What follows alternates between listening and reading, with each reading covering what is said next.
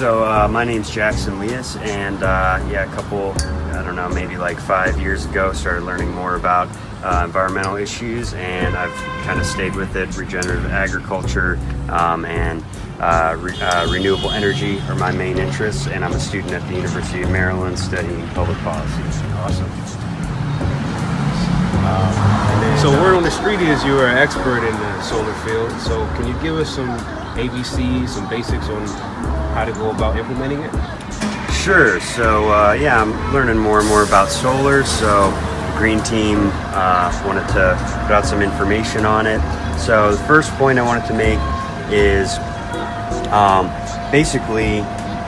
community solar. So this is a new option that residents can take where you do not have to install any panels on your roof, and you can basically save around 5% on your electric bill. So there's an organization called Neighborhood Sun that is being backed by the state of Maryland right now, and they're putting solar farms around the grid, the different grids in DMV, including Pepco here, and you don't have to install solar, and you'll save money.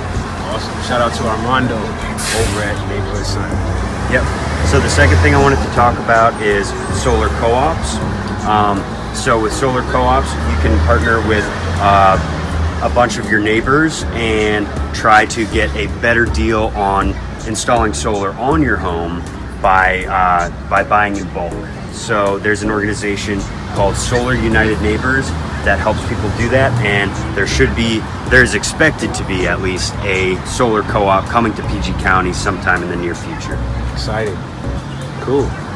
And how about as far as implementing it from a panel perspective? Yeah, so if you want to install solar panels on your own home, so you could take the solar co-op route, but if you just want to do it just for yourself, then the main thing is you want to shop around. So the best thing to do is to use these websites where you plug in all your information, how much electricity you use from your bill, your square footage of your house, and essentially what happens is they'll hook you up with a whole bunch of different people, a whole bunch of different solar installers and providers, and they'll give you the best price available.